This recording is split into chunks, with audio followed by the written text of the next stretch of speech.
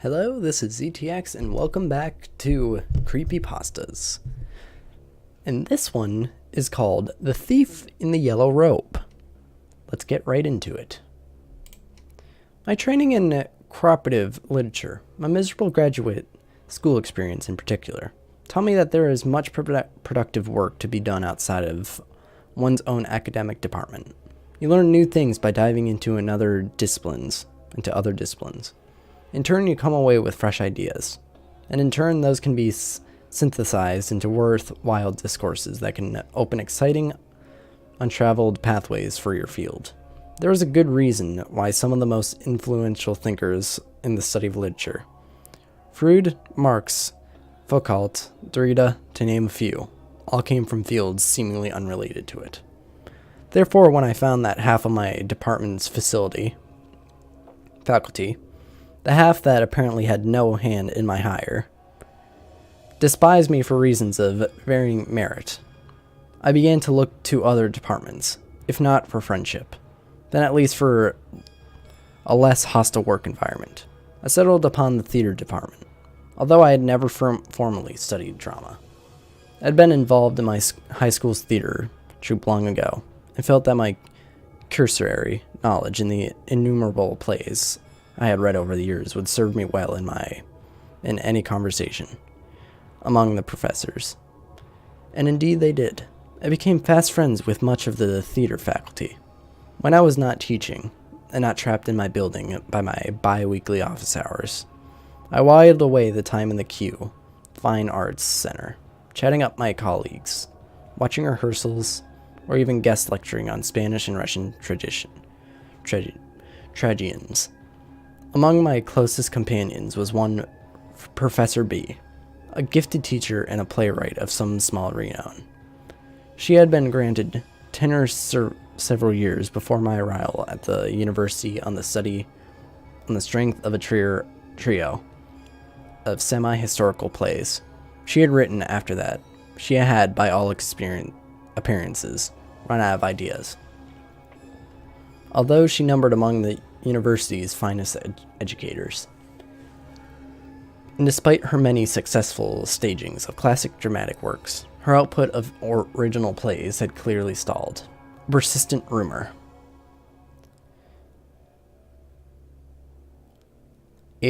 albeit one of considerable gravity, claimed she would not earn promotion to full professor as a consequence of her years-long dry spell.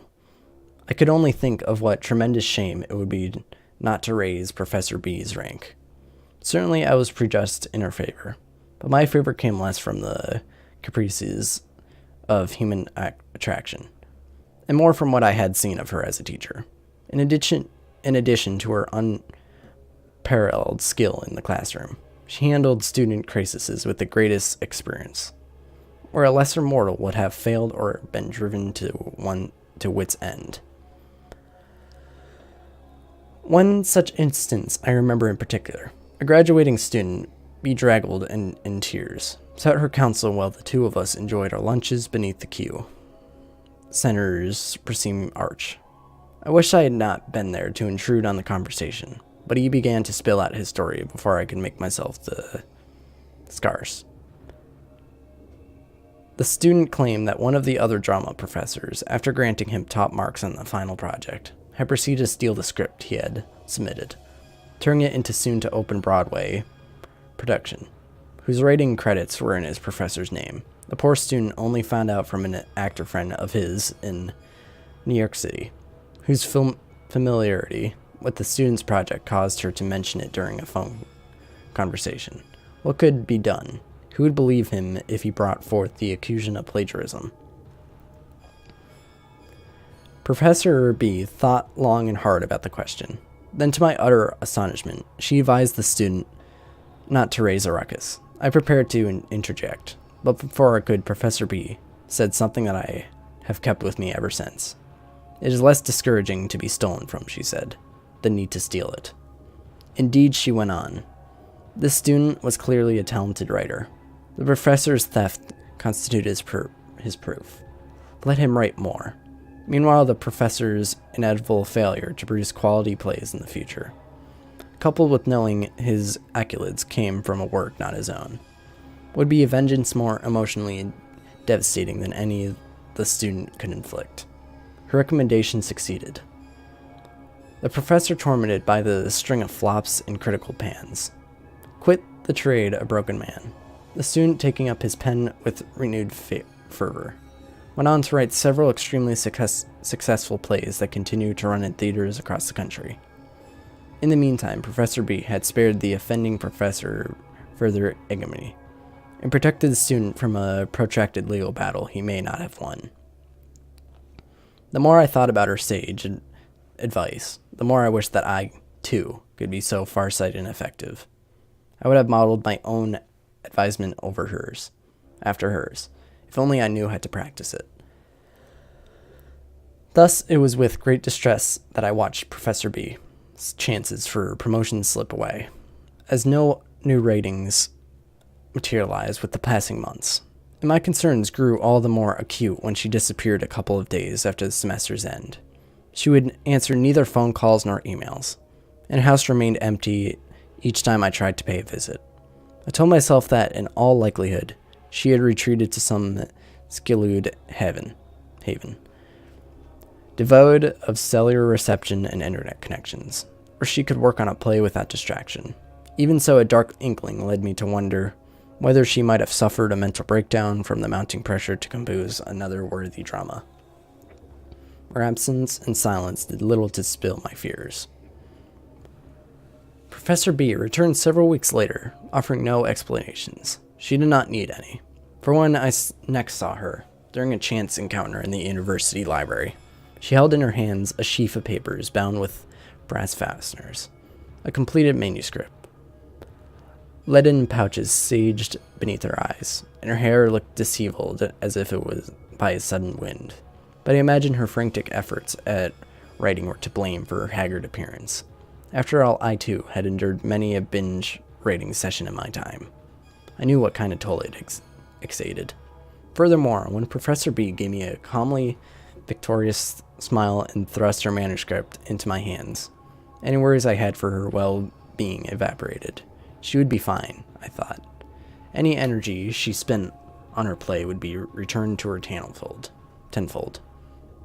She said I could keep the manuscript to read at my leisure, for she already had several hard copies in her possession, in addition to major digital backups. At the same time, she swore to me to secrecy regarding its contents. A production was already in the works, she said. With the aid of some of her most promising graduate students, she would stage it before the next semester's end.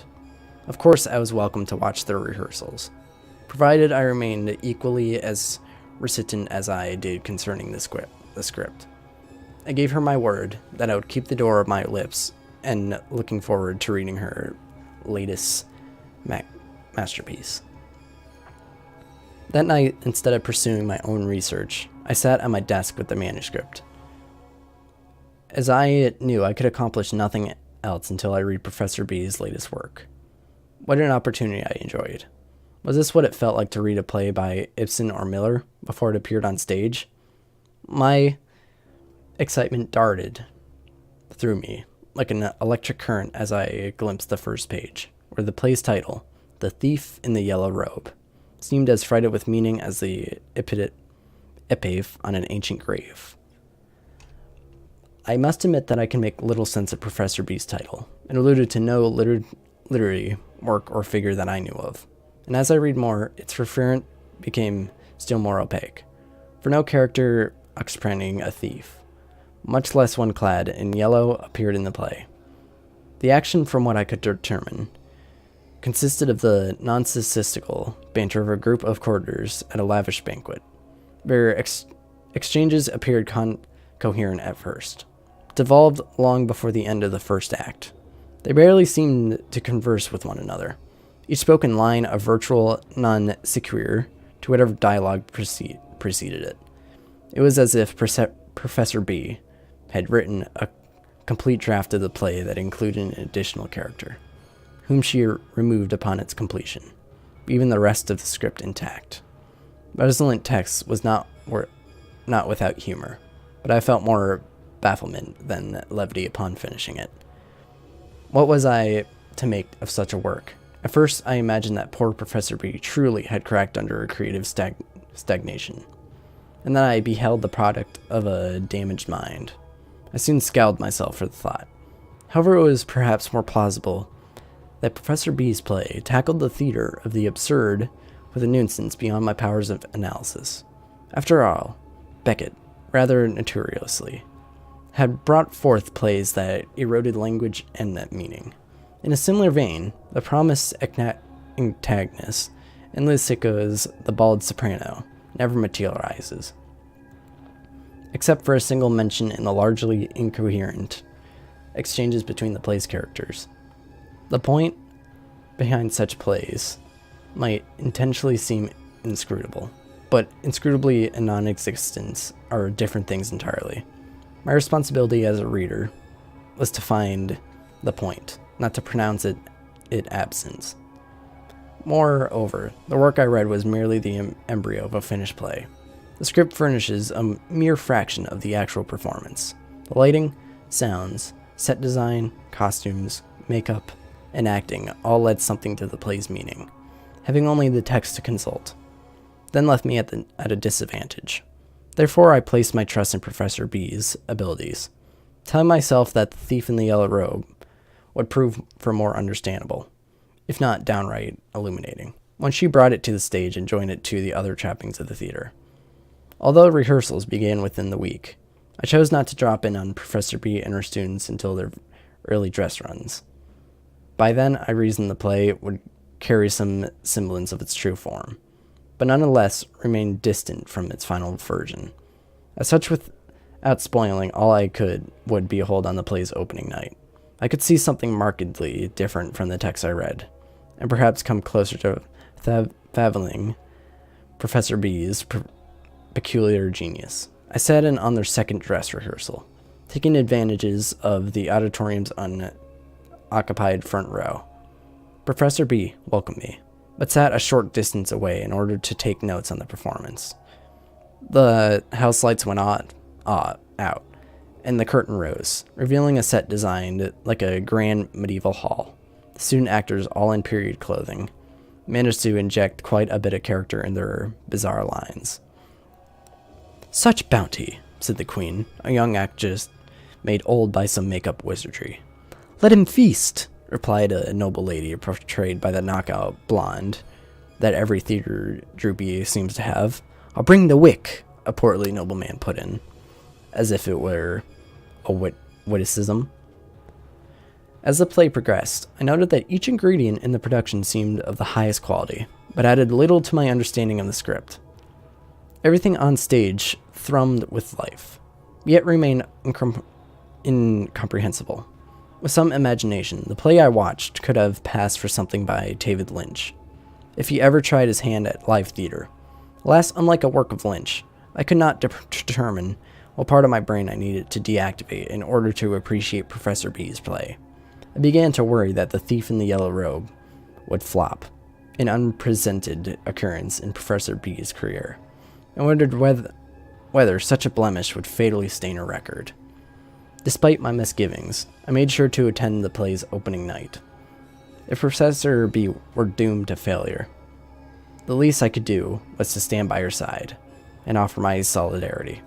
I must confess that, before I reached this conclusion, I battled some serious indecision, and my delay cost me.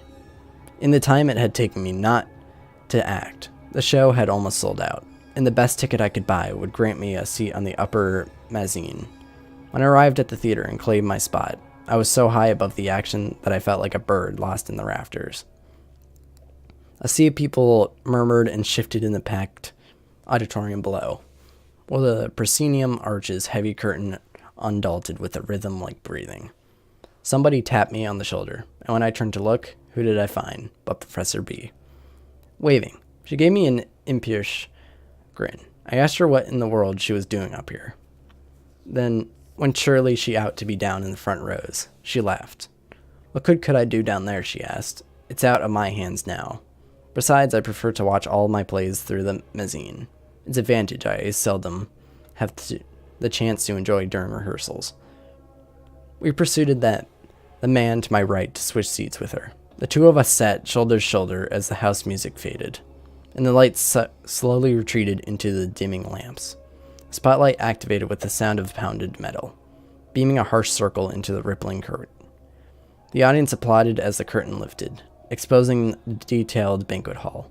A noble strutted into view, delivering a familiar monologue. More actors joined him as the drama unfolded, but as each one spoke their lines, I counted down the moments left until the script fell apart.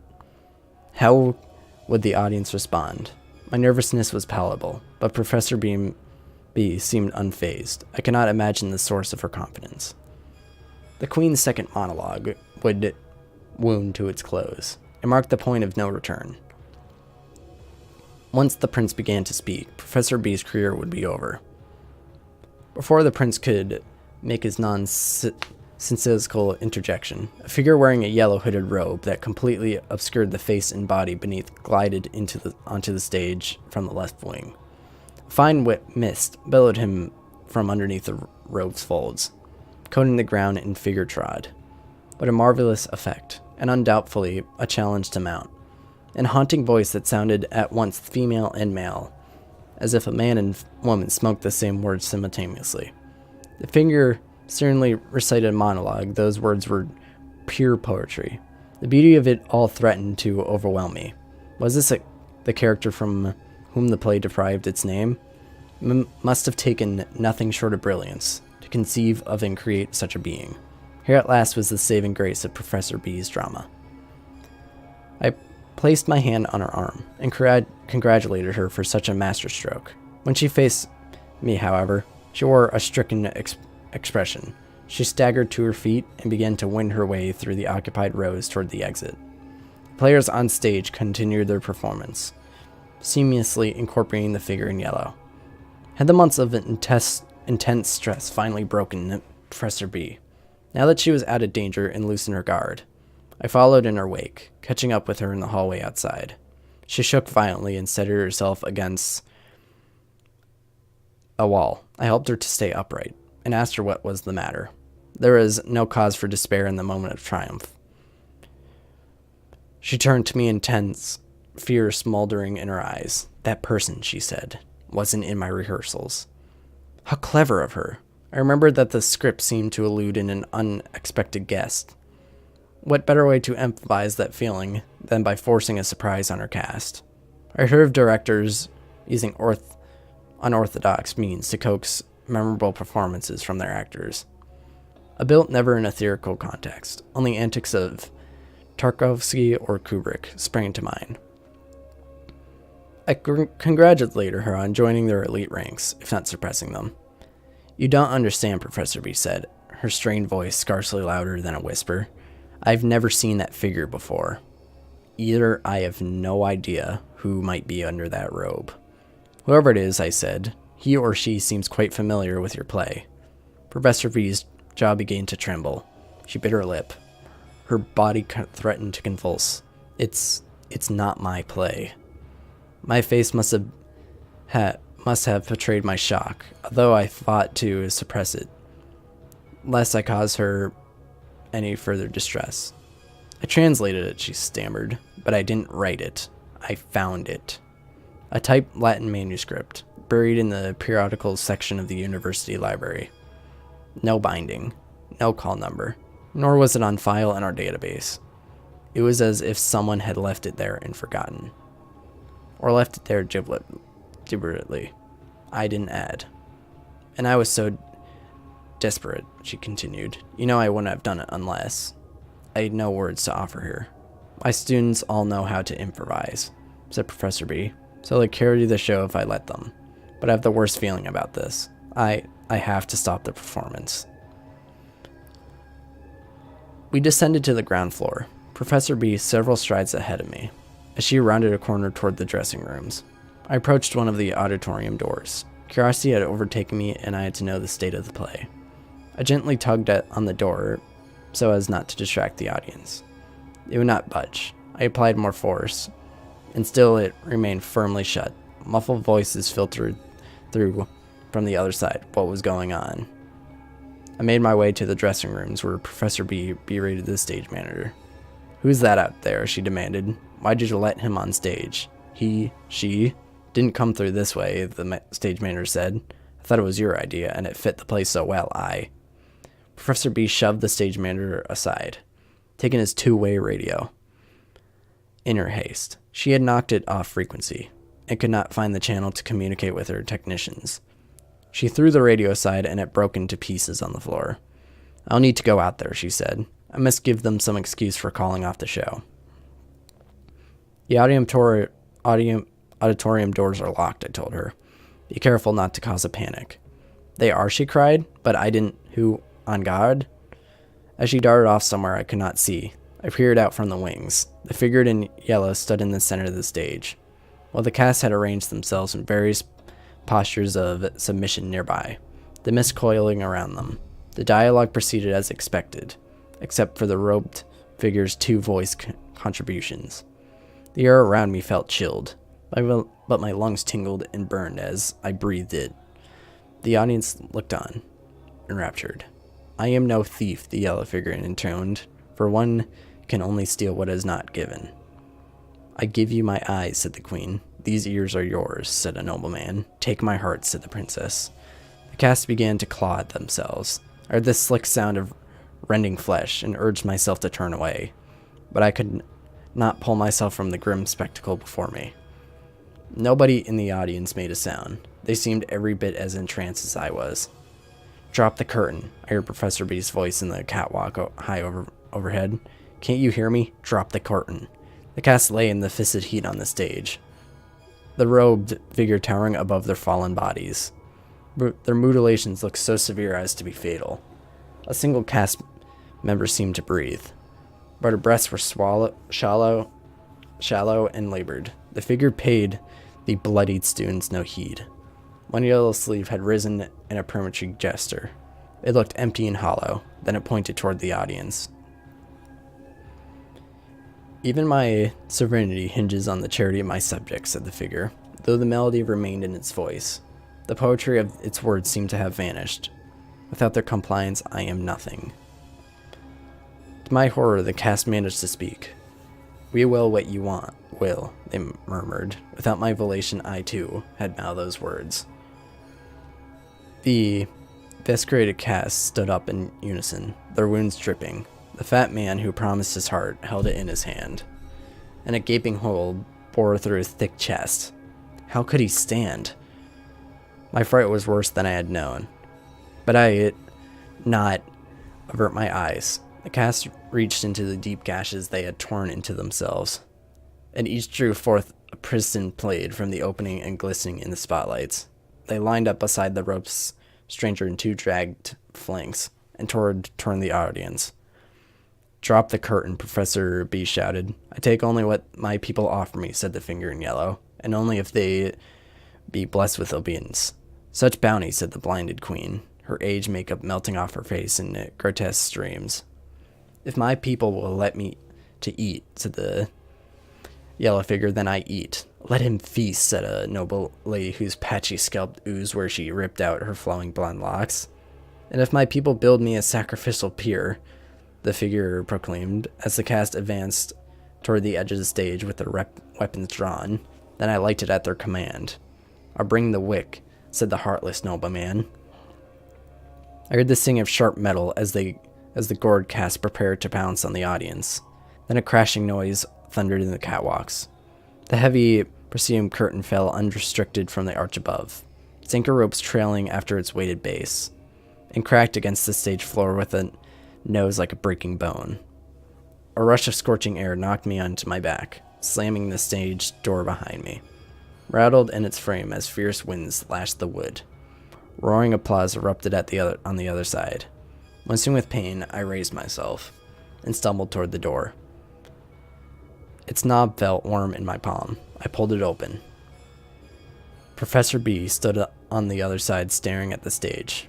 The set remained intact, but none of the actors could be seen. Piles of ash lay inside their rumpled, blood-stained costumes, except for the flowing yellow robe.